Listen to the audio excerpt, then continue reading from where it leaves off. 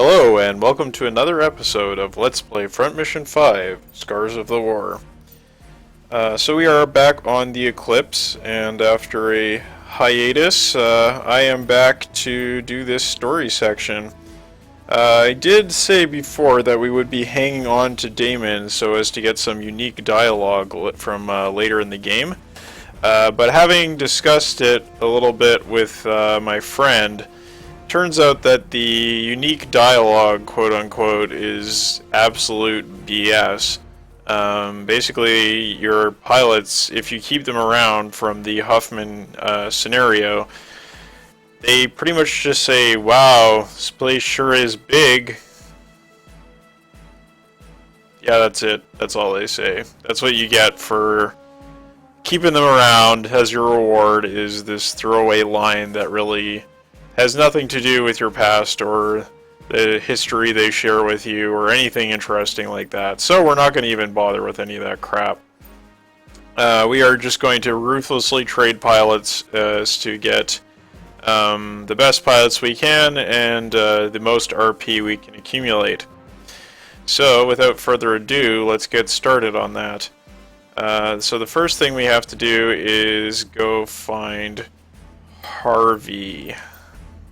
I'm sorry, I actually did my dry run of this like at the end of last week, so it's been a little while and I am a little bit foggy as to what's going on here, but I did scout it all out, so I'm pretty sure it'll all come back to me pretty soon.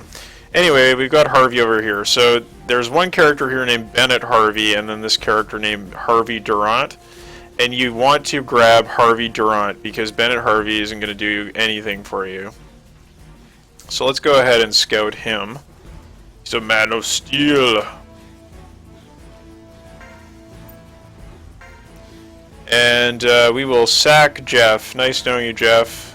Thanks for fighting for us in that oil rig, but it's time for us to part ways now.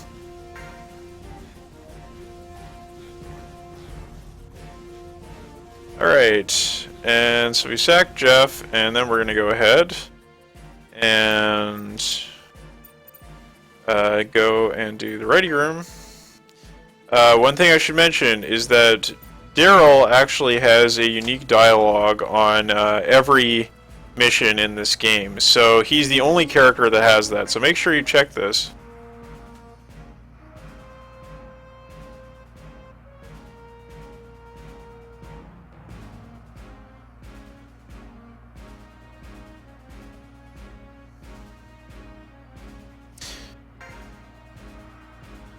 Right, so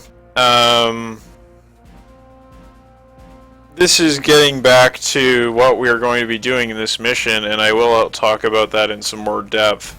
But essentially, this is a callback to Daryl's experiences in Venezuela during Front Mission 4, and working with the independence movement essentially in Venezuela. Which is the kind of the core of the USN section of Front Mission 4, which is divided between Daryl's story, which is in South America, and Elsa's story. I believe it was Elsa, or was it Liza? I think it was Elsa, right? Oh my god. I'm sorry, I'm really tired. I've had a long day at work and making some mistakes here, but yeah, anyway, it's been a long time since I played that game, but anyhow, there is an EC campaign, and that is set in, mostly Western Europe, a little bit of Eastern Europe as well. But let's do this trading thing. So we need to get Damon, and then Harvey, and then Jeremy, and finally Raymond. Okay.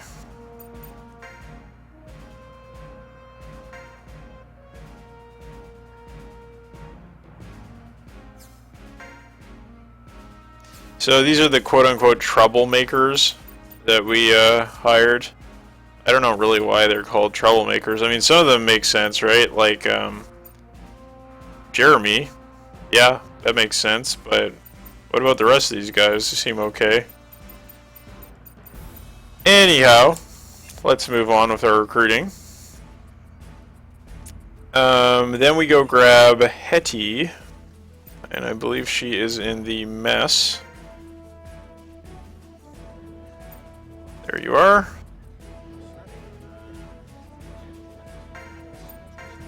And we will replace Damon with her. So that is the end of our Act 1 pilots. They are no more. And then we will go for Patrick. And I believe he is in the briefing room, so let's head over there and we will hear what they have to say. There isn't any dialogue in this base section that is unique to before the briefing. So if you go to a section before or after the briefing, it doesn't really matter in terms of what dialogue you can get, as far as I can tell. Okay.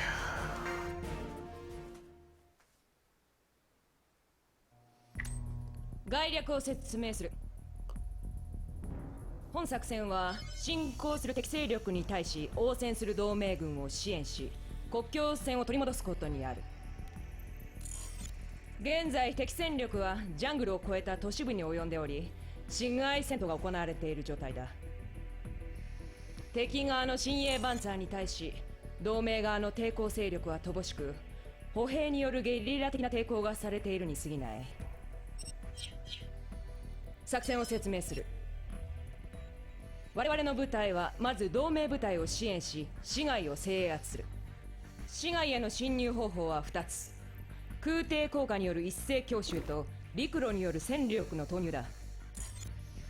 作戦開始と同時にジャングルへの空爆が開始され、敵の補給を断つとともに市街に孤立させる。そこへ我々の部隊が強襲し、敵を殲滅、市街を制圧する。制圧後、我々は敵残存勢力を駆逐しつつ国境へと進む。ここには迎撃施設があるが、これが敵に占拠されると国境線の奪還は困難を極めるだろう。我々の任務は迎撃施設の死守と国境線を取り戻すことにある。全員迅速に行動してもらいたい。なお、本作戦には私も戦闘に参加する。今回はハフマンに次ぐ大規模戦闘になるだろう。私からの命令は一つだ。速やかに任務を遂行し、全員生きて戻れ。我が精鋭部隊に一人の脱落も許さん。よし、解散だ。全員機体チェックを開始。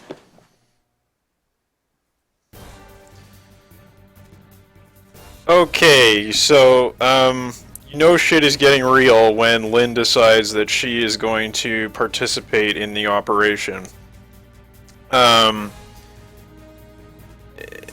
We never actually get her as a pilot in our roster, but she does appear as sort of like an NPC character in an upcoming mission.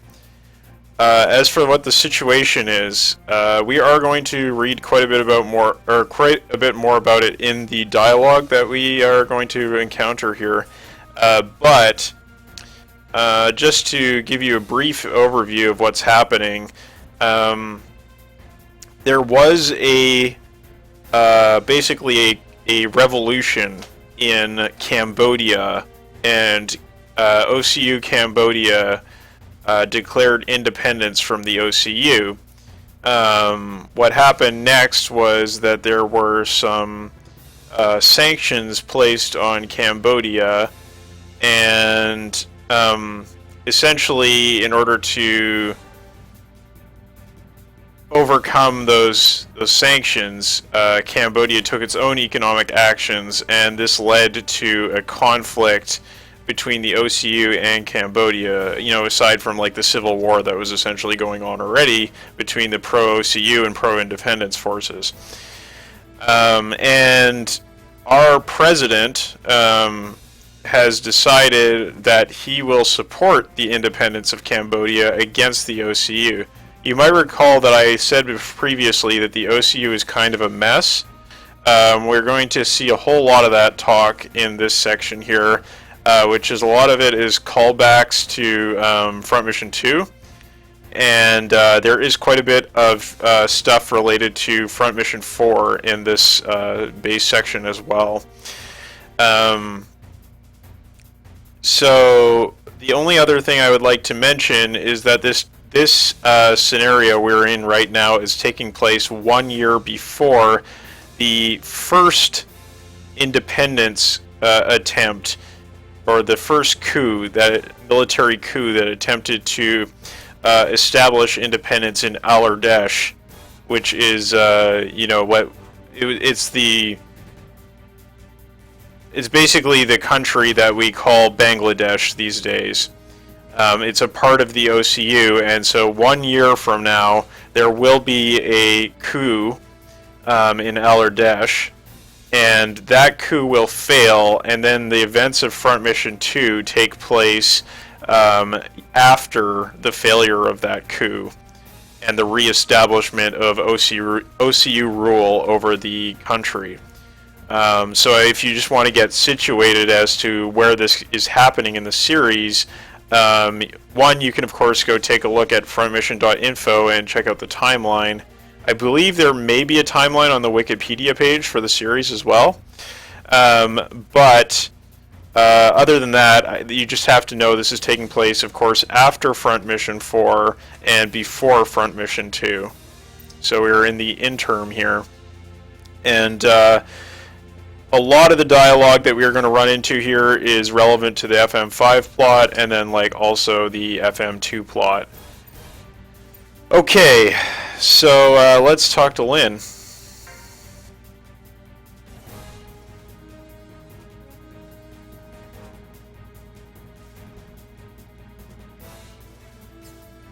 Nice.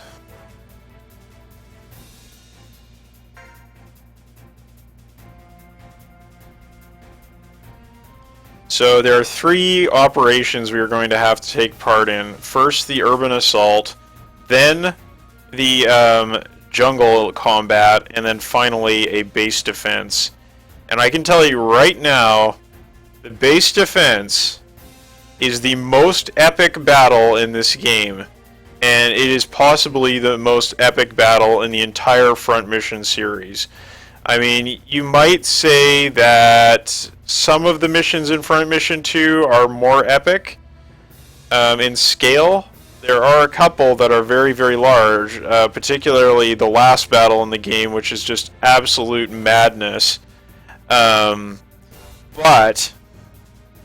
this one is no joke. This is truly getting back to that Front Mission 2 large-scale combat system, as opposed to what we saw in Front Mission 3, and the Japanese fans were all up in arms about, and then they were maybe a little bit disappointed with Front Mission 4.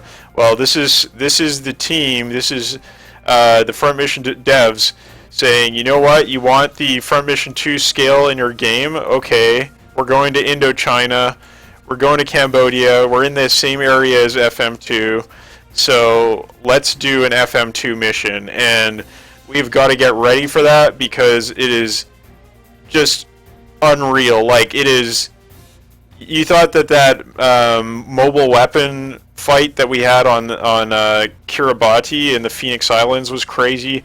That was nothing compared to what we are going to see in the upcoming battle at the base, when we have to defend it against the OCU insurgents from Vietnam. Well, we believe they're OCU, but we're going to get a little bit more into that as we go on with the game. It's actually a much more complicated story than you might first think, because there's a whole lot of underhanded stuff going on in this area of the world right now.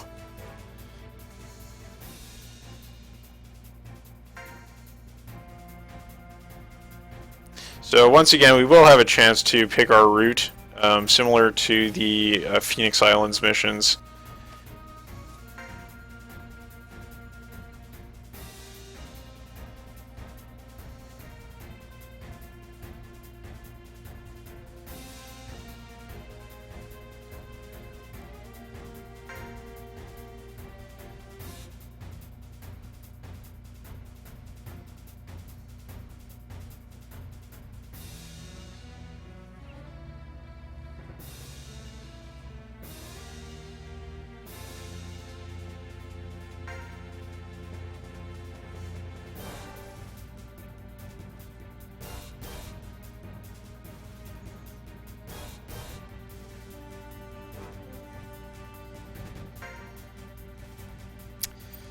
So, usual banter going on there. But we do learn, of course, that Lynn is an amazing pilot, and we saw a little bit of that when she was shooting off the deck of the Eclipse, but we are going to see her in battle very soon, actually in the next mission.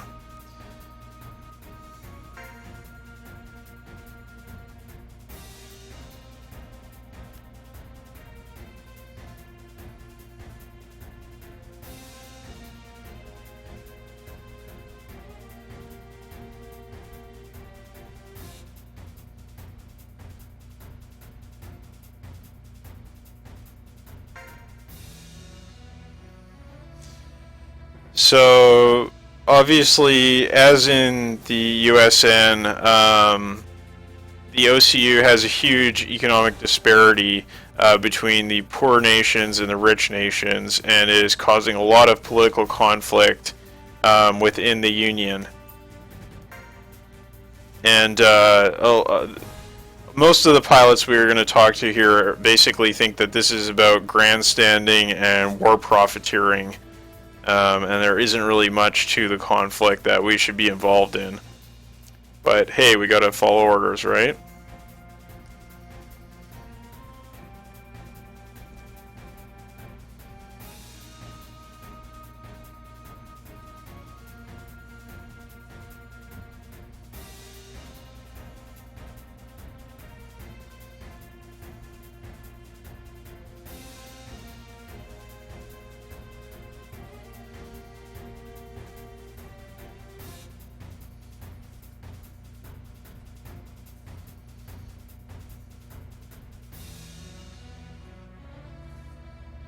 So this situation can happen in any of the surrounding states, and it certainly will happen in Alardesh in just a year's time.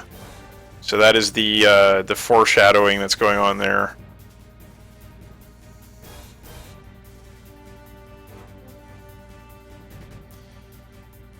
So there's some suggestion that maybe President Clift was maneuvering to be able to intervene in Cambodia and stop the Vietnamese forces from coming in and retaking the country so that he could look good and he could cripple the OCU. And actually, President Clift appears in Front Mission 4 as one of the NPCs. So those of you who have played that game know who he is. He's not a super important character, but he does appear there.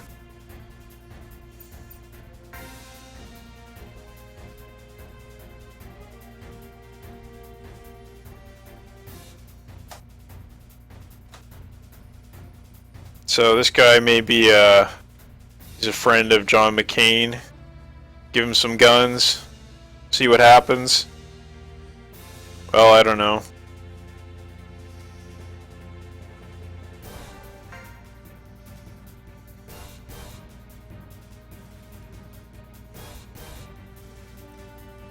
So yeah, this is, according to these soldiers, this entire intervention is just an excuse to push arms sales, get some money for Diablo avionics, and so on.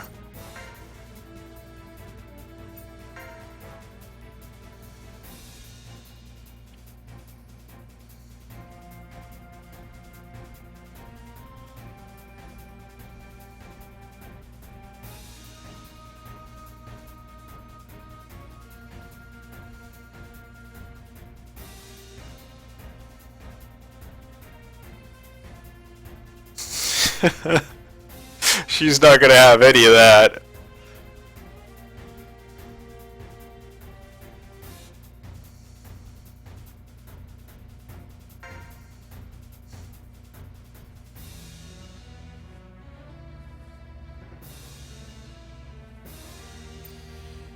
Alright, so we need to recruit Patrick.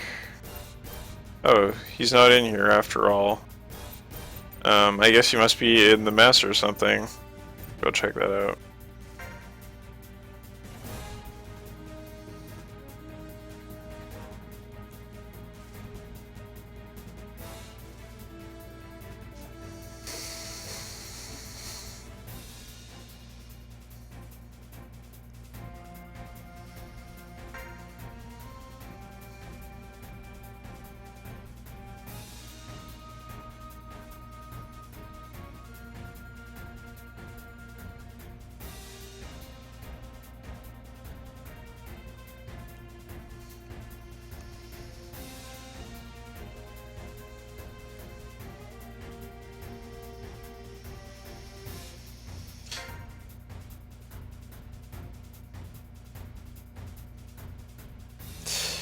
So yeah, maybe not bad advice. It's getting hot here, and definitely going to be consuming plenty of water in the upcoming months as I sweat it out.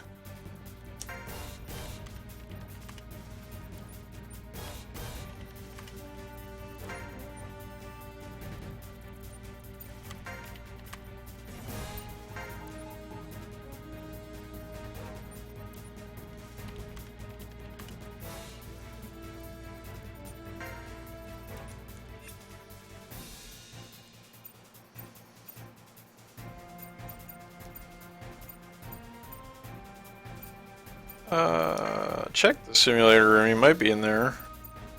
Nope. Must be in the mess. I just missed him or something. Hat trick. Hat trick. Nope. Not there. The gym. Must be the gym.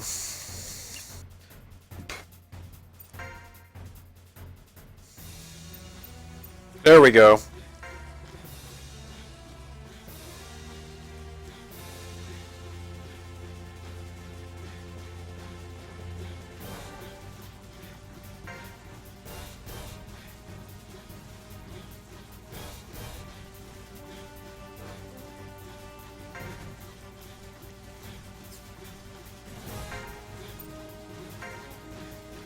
And we are going to sack Jeremy. Well, he always had a bad attitude anyway. Bye.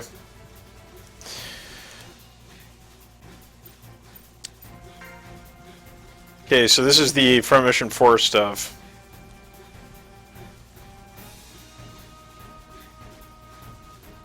Oops, did I just spoil the plot of Front Mission 4?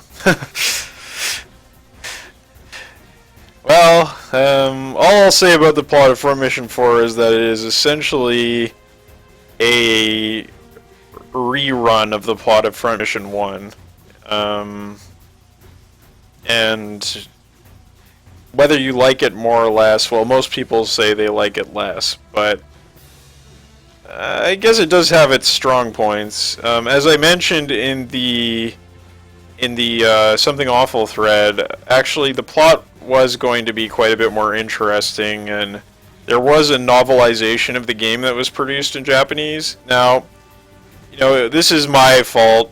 My friend was nice enough to order me a whole bunch of these awesome novelizations, and when I was living in Lethbridge, I had plenty of time to read them, but you know, I was feeling depressed, and I didn't you know, summon up the energy to go ahead and read these books. So they're still sitting in my house in Lethbridge, and you know, I hope someday I'll be able to read through them and glean a few interesting bits of lore from them. But the long and short of it is that the actual plot of Front Mission 4 was going to be, you know, a lot darker. The Durandal characters were going to be a little bit more dynamic and a little bit more, you know, three-dimensional instead of being what they ended up being. But hey, the Daryl side of things was still pretty interesting, right? And you got to see some characters from Front Mission 1 show up, so that was kind of cool too.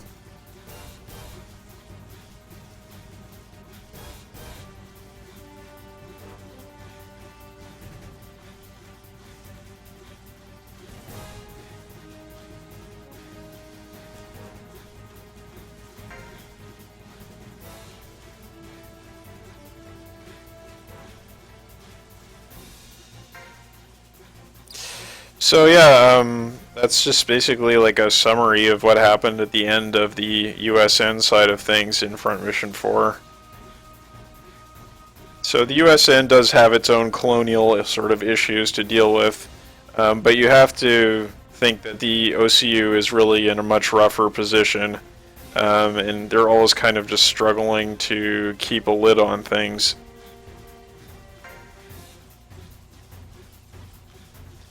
This is some more Front Mission 4 stuff.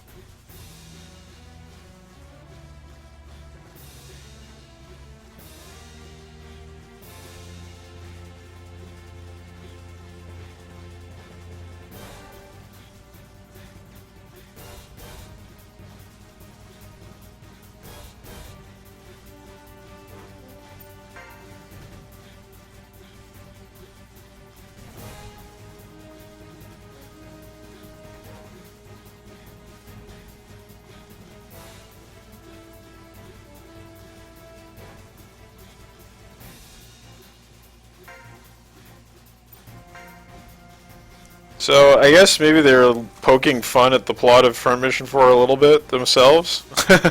Like, man, it's kind of crazy dropping onto an aircraft carrier. Especially for a research unit. But hey, it's one of the more epic parts of that game.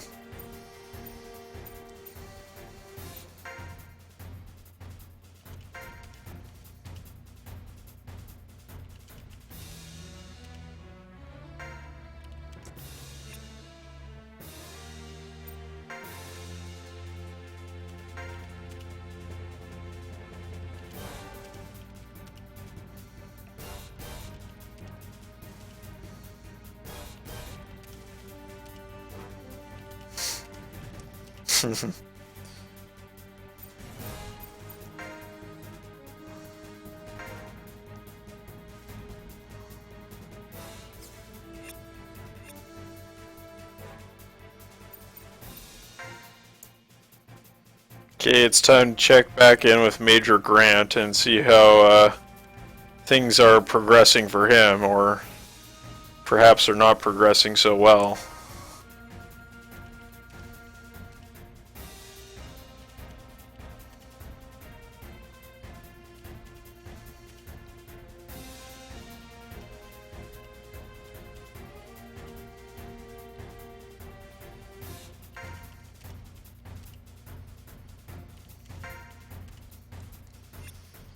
So we'll just keep bothering him. Lynn's not around. Oops.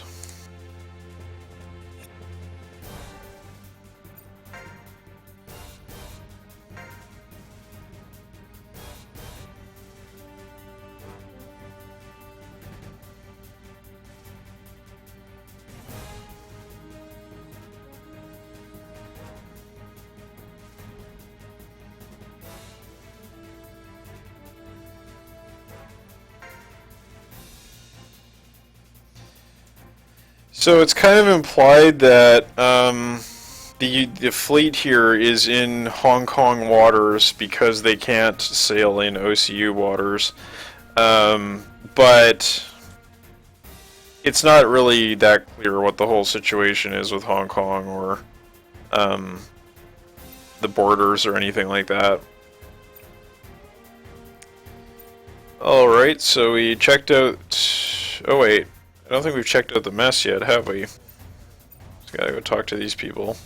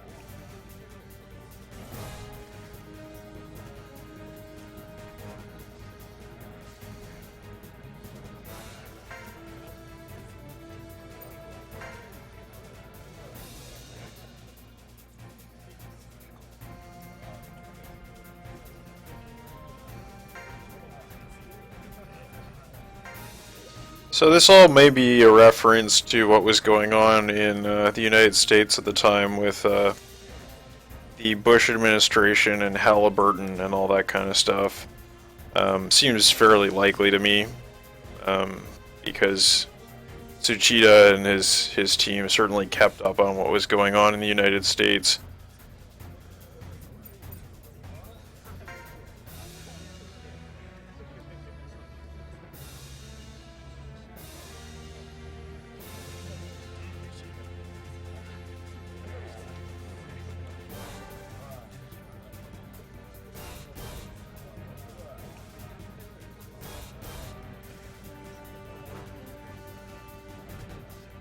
And I actually took that line from the introduction to Front Mission 3. I mean, that's more or less what it said there, but I was like, oh, I better take the line from that iconic intro of Front Mission 3 that I just remember from when I was a kid playing that game. Like, you know, having to reboot the game occasionally and then just sitting there and watching the little cinematic scroll by with the text.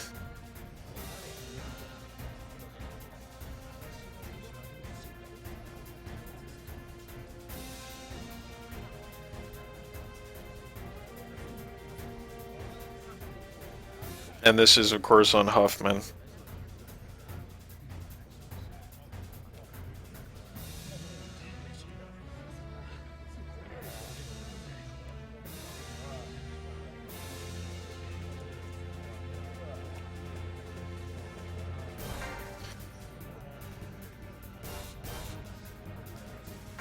So that is certainly true, but there is something more to the story than what these soldiers know. And he says here, as long as revolutions exist, war will never end. He's getting a little bit closer to what is actually going on here, or the part of the story that they are not really aware of. And I think that's also like a callback or a foreshadowing to what's going to happen in Front Mission 2.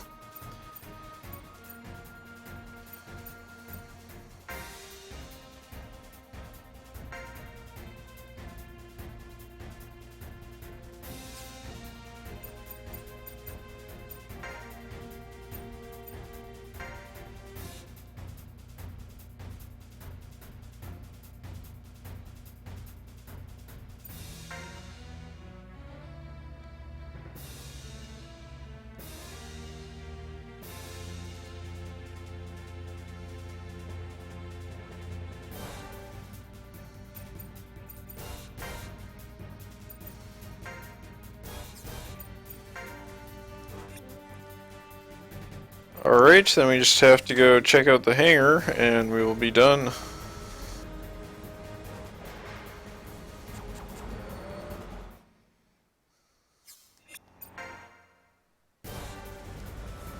Oh, I'm sorry. Well, basically it just says come back alive. It's not anything too important.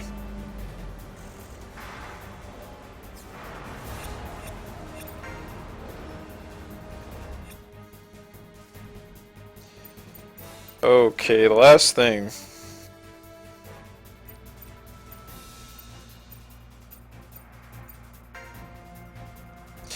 I was told that there is some special dialogue with Daryl if you talk to the characters who are talking about Venezuela and then talk to him, but I guess we kind of covered that anyway. The whole point is that, you know, he kind of understands the difficulties and the complexities of the independent side and then also the people who don't want independence, because he's gone through the whole thing with Venezuela. Alright, so that's going to wrap it up for this video. Sorry I was so tired making this, not exactly fired up, but hey, it's a lot of interesting plot points there, and a lot of links made to other games in this series.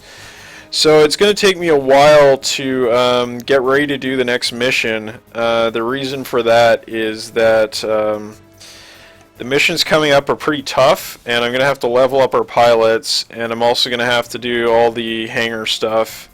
because yeah, we got to get ready for some for a real slugfest. The next mission is pretty long. It's not necessarily the hardest mission, but it is definitely a very long one.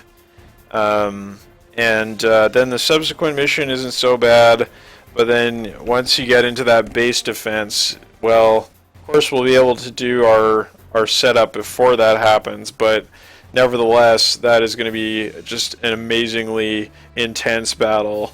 Really one of the highlights of this game, and I hope you're all looking forward to it. So until next time, I will see you then.